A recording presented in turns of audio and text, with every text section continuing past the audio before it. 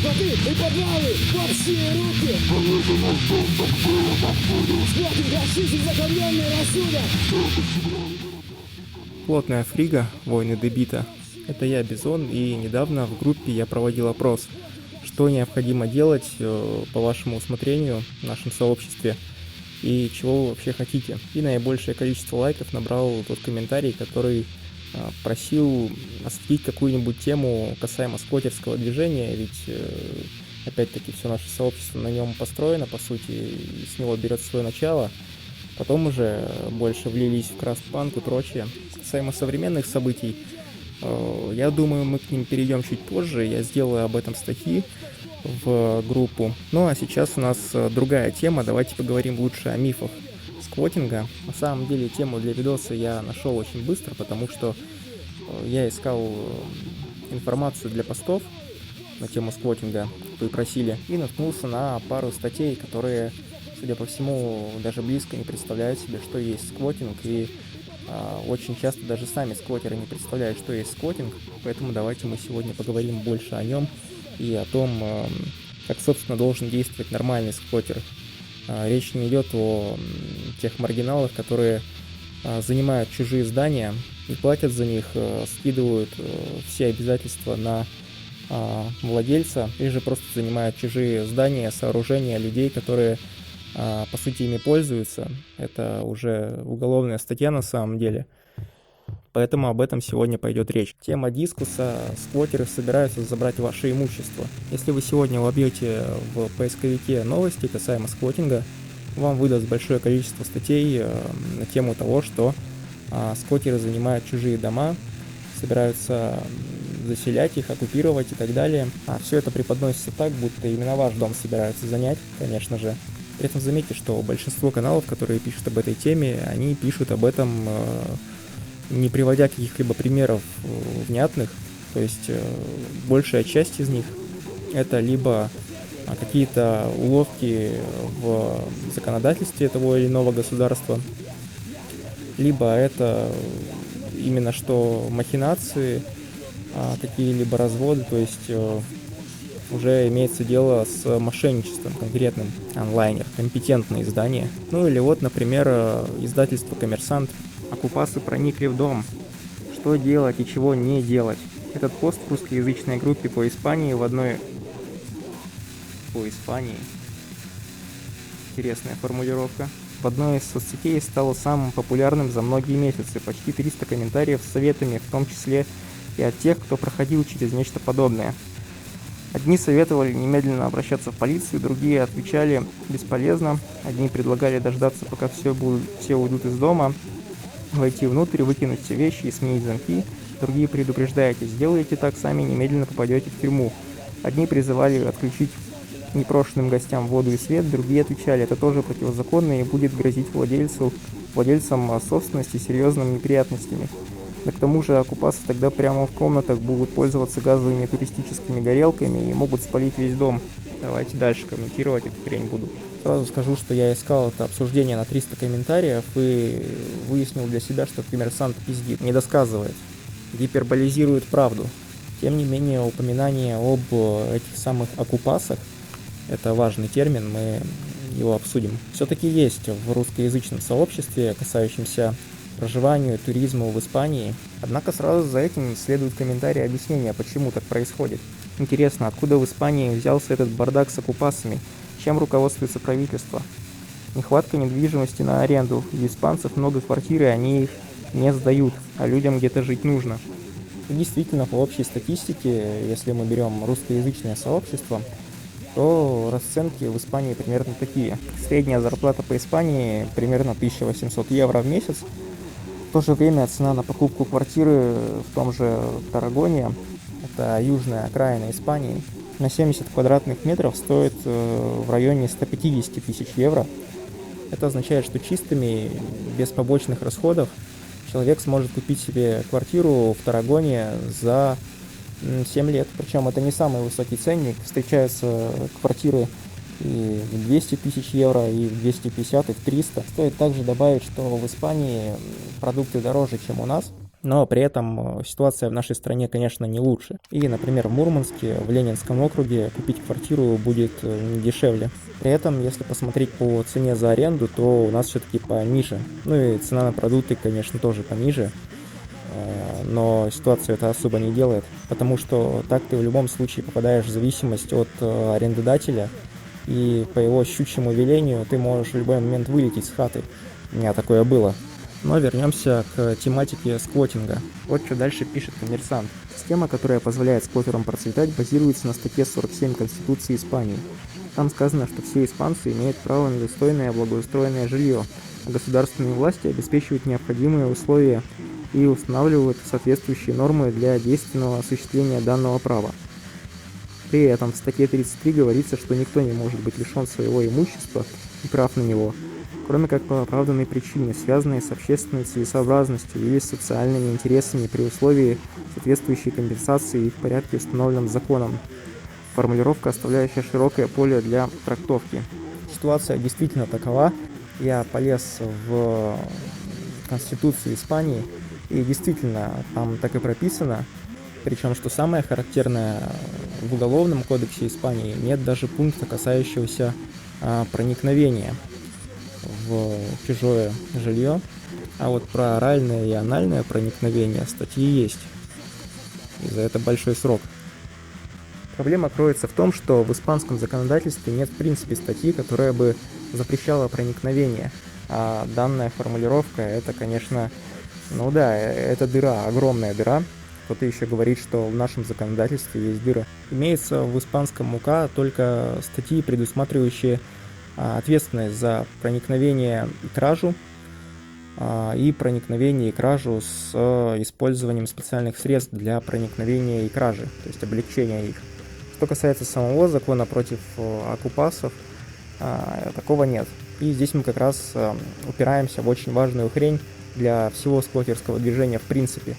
У нас нет разделения на оккупасов и на сквотеров, а общие формулировки дают лишь, скажем так, трактовки разные сквотинга, то есть сквотинг по конкретно политическим мотивам, есть сквотинг по стихийным мотивам, есть сквотерство по идеологическим соображениям, есть сквотерство по культурным каким-то мотивам и так далее. То есть все это сгребается под одну гребенку в общий термин сквотинг. То есть вот те самые оккупасы, которые могут ехать куда угодно и заселяться где угодно, жить в чужих домах, которыми люди пользуются. Это вот, собственно, дыра огромная в законодательстве, которую нужно решать, и таких людей, в принципе, к сквотерам причислять, я считаю, не нужно, и это не объективно. То есть бороться за подобный сквотинг я лично не вижу даже смысла. Я именно что за сквотинг, который не мешает другим. Вот есть заброшенное здание, его сквотируем. Ну а что для нас значит вот эта вот ситуация с Испанией? Это значит, что на нас будет проецироваться эффект ореола, так называемый.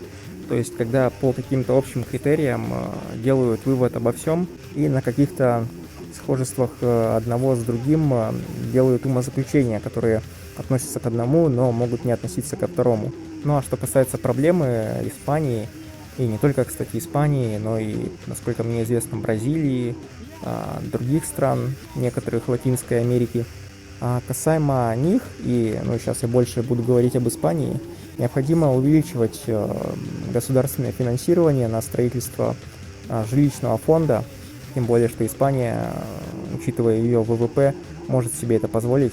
Ну а также необходимо вводить границы дозволенного для таких оккупасов и двойных, кавычках, сквотеров.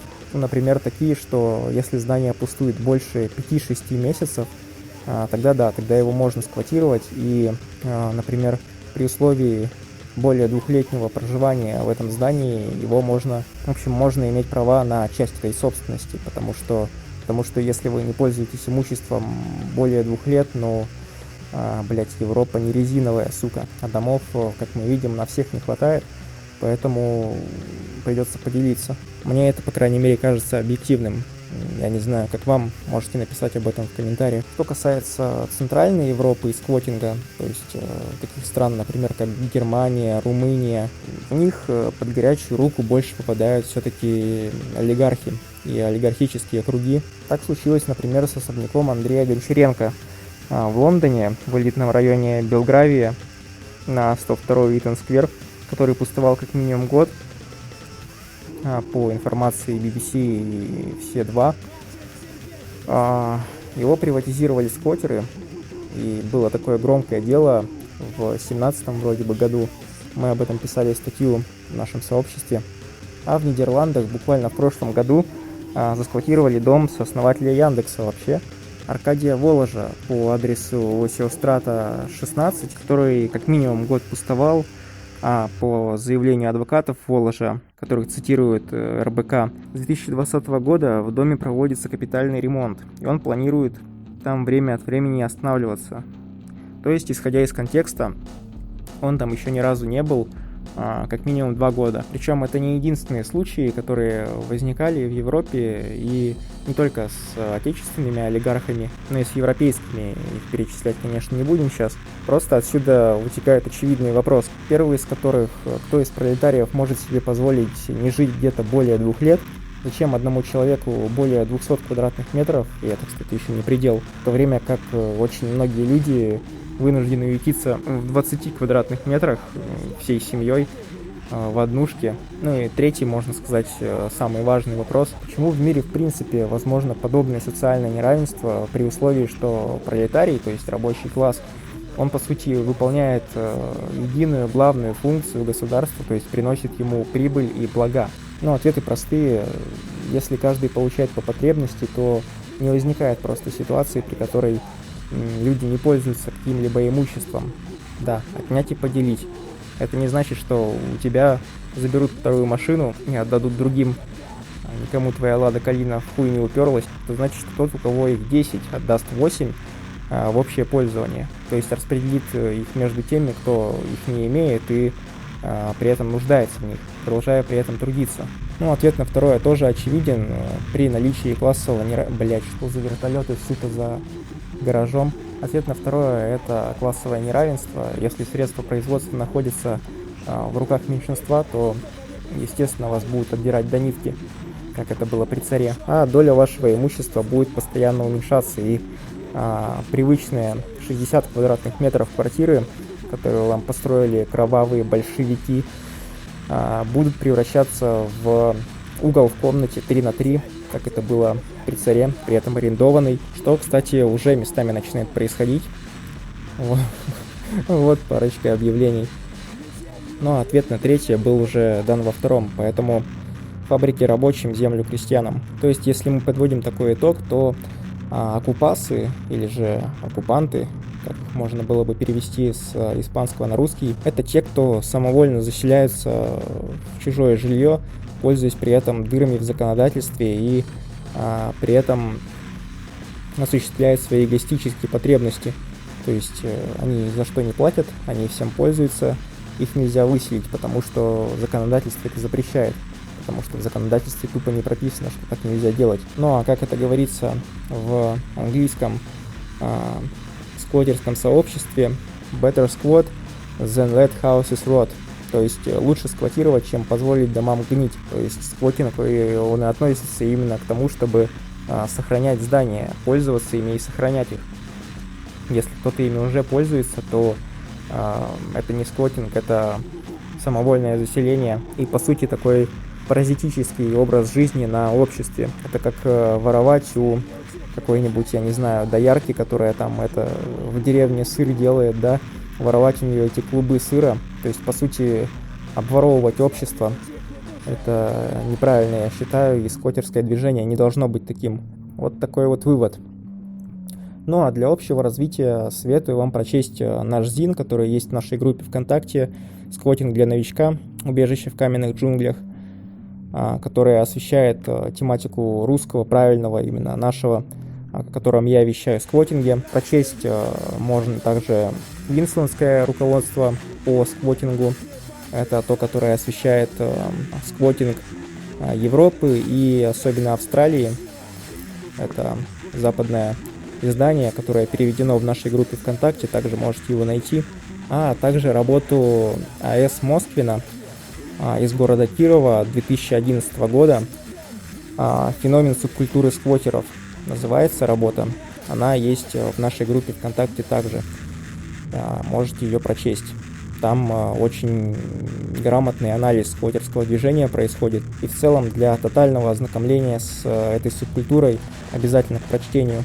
Ну а у меня все. С вами был Бизон. Сквотинг в массы.